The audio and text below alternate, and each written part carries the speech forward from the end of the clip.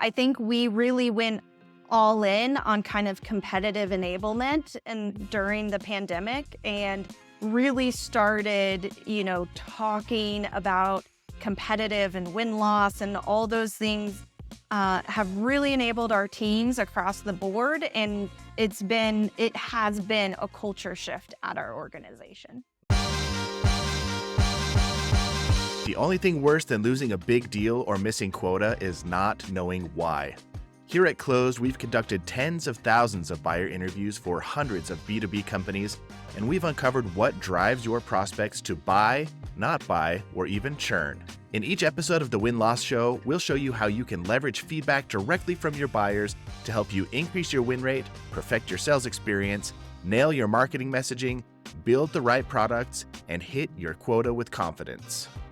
Tirrah, it's wonderful to have you here. Awesome. Excited to be here again. So how long has it been since you rolled out your win-loss program? So we are getting close to our 2-year mark, finishing year 2. So we had a super exciting year 1, and then we're getting towards the tail end of year 2. Perfect. So can we just start off this interview by you giving me a little bit of a recap from year 1 and into where we're at right now? Yes. So just to give a little background on kind of our org and how our win-loss program has been set up. So community brands, we provide software to associations, nonprofits, and K through 12 schools. And so, of course, our software, we want to help them grow stronger, achieve their missions, and do good in the world. So our win-loss program is in particular to our association and events division, where we have 13 different products that we sell. So we previously tried an internal DIY program, and it failed. So we restarted our external win-loss program with just one product. We were just going to do interviews for one. Our largest kind of growth product where, just 1% change in win rate would make a very large impact. So we started with that program. We highlighted the results. We hyped it up in all these meetings all around the organization. So then other teams were raising their hand and they were like, hey, we want to be part of this. We want to do some win-loss interviews. So we really took our program from DIY to 4 products in our first year. Wow. That's a big jump. Yes. And it was a big jump with thinking oh yeah, we're just going to try this out. We're going to do one product. But everyone loved the results. And then, so it just kind of grew from there. Yeah. You mentioned that you started out with a product that you were like, if we could just increase our effectiveness by 1%, that would make a big difference. Did you guys hit that metric? So we did, which was really exciting. And, we learned a ton of really great things that, we knew what we needed to keep doing. Uh-huh. And we knew what we needed to stop doing or maybe work on a little more. And it was really great that it wasn't just information that our sales team used. It affected the strategy for product and demand gen and implementation. So it really went across the entire org.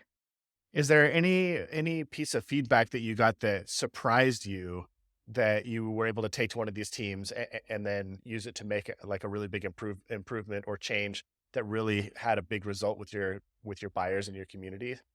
So I would say for our first product, actually the things we learned were the things that we did really well that we needed to not change. That was the most kind of surprising to me. Was I was like, all right, we're going to get all this feedback and we're going to make some changes. But really it was hey, take a step back and know you're doing this really damn well. Don't change it. If you change it, going to be bad. And that kind of calms the nerves a little bit. I'm assuming when you're in business, there's always that question of, are we doing this as well as we could be? Are our competitors doing something differently that we might be able to use to improve our performance? And to get that validation from your buyers that, yes, you are doing this and you're doing it really, really well, maybe better than anybody else.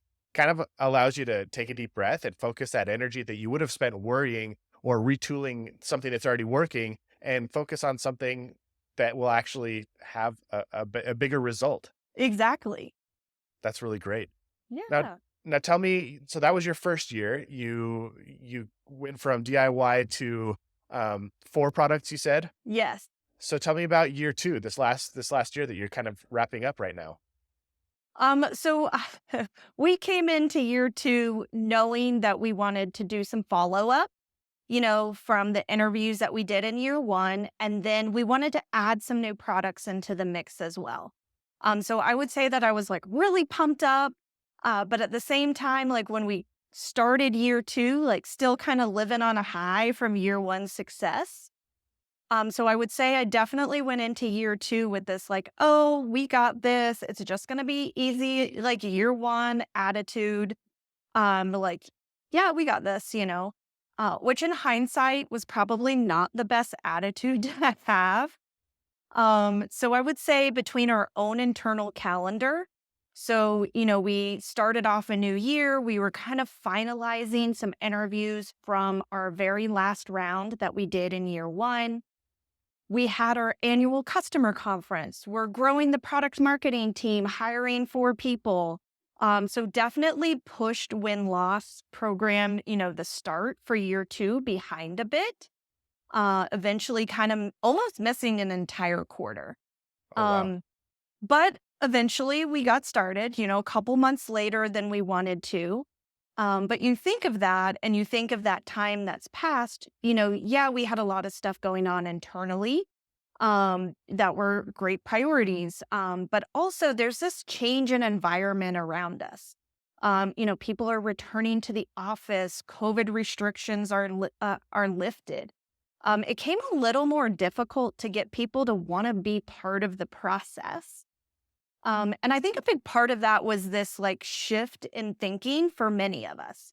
So like during the pandemic, people naturally like reached outward, right? We had this like rah rah attitude. We all came together, help each other out mentality, which really helped us when we launched the program because people wanted to be part of the conversation. They wanted to help someone. But as the world has kind of changed, and we've gone like back in person in the world, right? We've kind of gone back to this like what's in it for me attitude. And this is actually something we've seen in our annual research that we do with association members as well. During the pandemic brought members out to like rally for their industry, their profession. Like we will survive, like we will do all these great things. And they were really wanted to help move the profession and industry forward. Now they're back to being more interested in those kind of tangible personal benefits that help with career advancement, which is kind of how I feel like our win-loss program has gone a little bit around us. Those environmental issues of what's going on in the world were not necessarily at the forefront of my mind, which of course is important for us to think about. And, we think about moving forward, the tech industry right now is going through some stuff, like major stuff, right? We had the great resignation. Now we have a lot of orgs doing staff reduction.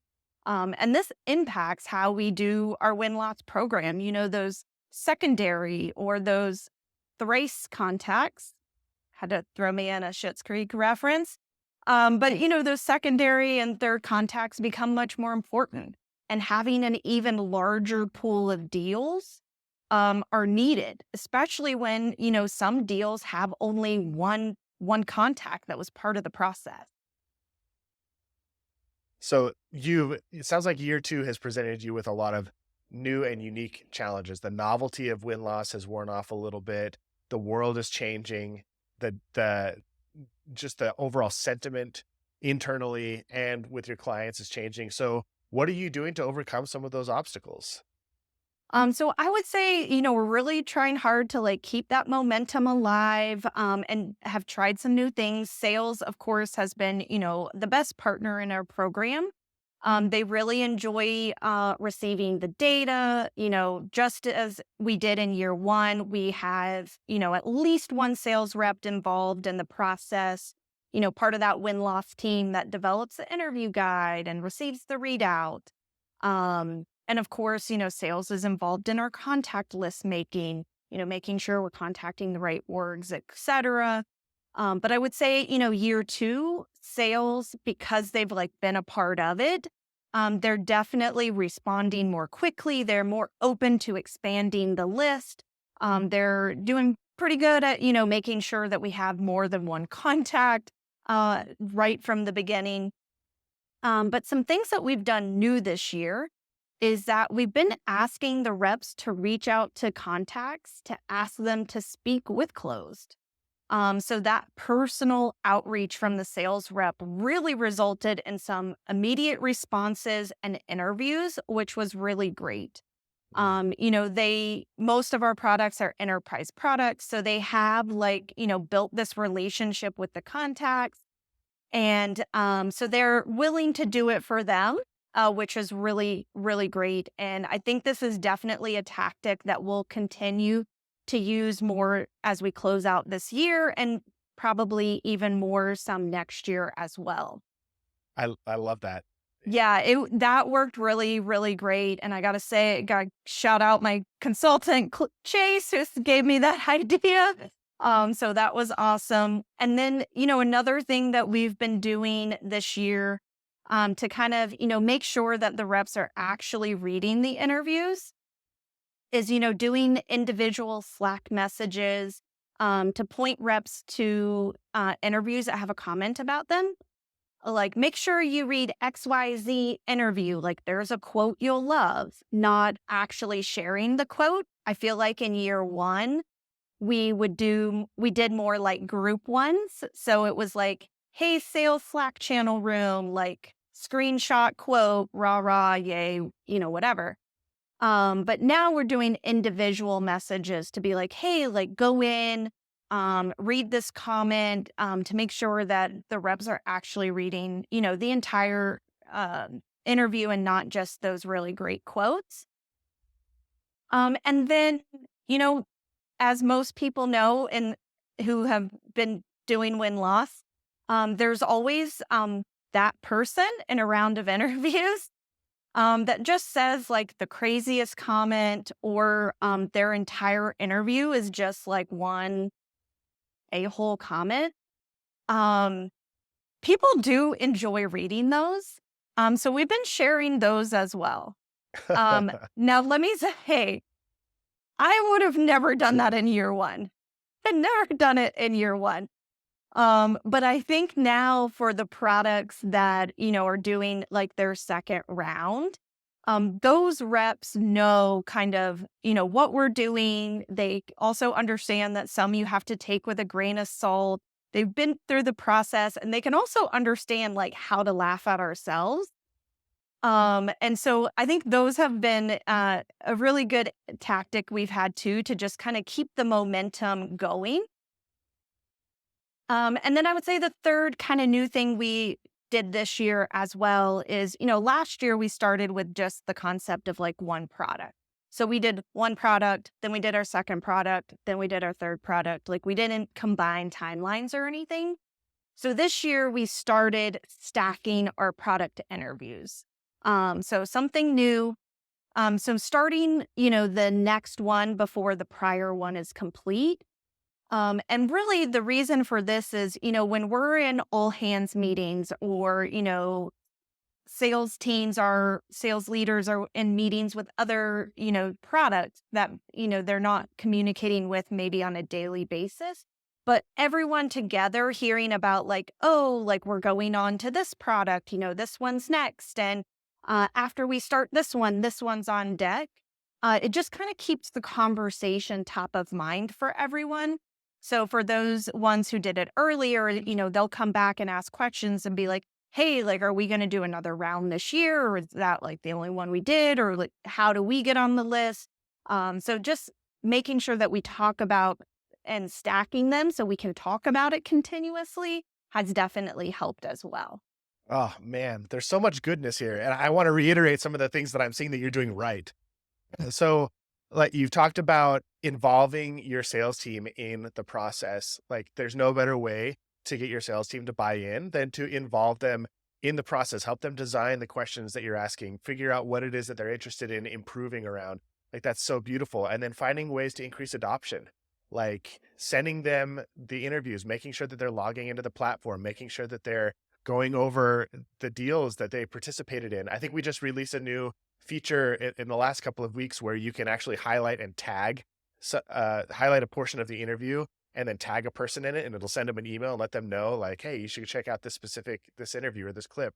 Like that's the fact that you're sending those to your reps is really amazing. And then I, the thing that really hit home with me is it seems like in year two, what you've done is you've made win-loss a part of your company's culture. It's as something that's consistently being talked about. It's something that's become part of your lifeblood. It's part of like just the nature of your company, what you do on a day-to-day basis. And it's not going to go away if it's constantly in conversation. And so despite some of the setbacks, it seems to me like the things that you're doing are a natural maturation. It's like your win-loss program is going through puberty. Yeah. You're definitely experiencing some growth, but you're also going through some pretty normal challenges. And I think that that's what you're on the right path. This is such great information. Awesome. Thanks. Yeah, you brought up a great, topic, culture. I think we really went all in on kind of competitive enablement and during the pandemic and really started, talking about competitive and win-loss and all those things have really enabled our teams across the board. And it has been a culture shift at our organization. That's so cool. Is there any other last pieces of advice that you would give to somebody running either a competitive intelligence program or a win-loss analysis program? They're coming out of that first year where they've had a couple of wins and they're entering into the second and third years of their program. Anything that you would say to those people? All right. So I got 5. Okay. Yeah. Buckle up. 5. I'm ready. All right. 1 is to kick it off right away. Don't allow the 20 million other things on your list to take priority. And I would say, even if you're like wrapping up interviews from year 1, still kick off year 2, like right when the year begins. Like don't wait. I would also say stay in touch with your consultant. How are the response rates coming? Do they need more name? How are we doing on unsubscribes? And just, stay in touch with your consultant and see how it's coming along with getting those interviews completed. And then, take a moment, think about, the environmental impact, environmental factors that's going to impact your interviews. What is going on in the world around us that's going to affect the tools that are needed to get those interviews. Expand your list. Secondary contacts, deeper list, must do. And then lastly, making sure that you put, the data from win-loss into your battle cards, and even linking out from the cards to interviews. So making sure that information is in multiple places. That's 5 really solid tips right there. Fantastic. Thank you so much for taking some time to share with us your journey of rolling out and making your win-loss analysis program successful. If people wanted to learn more about you and what you do, where should they go?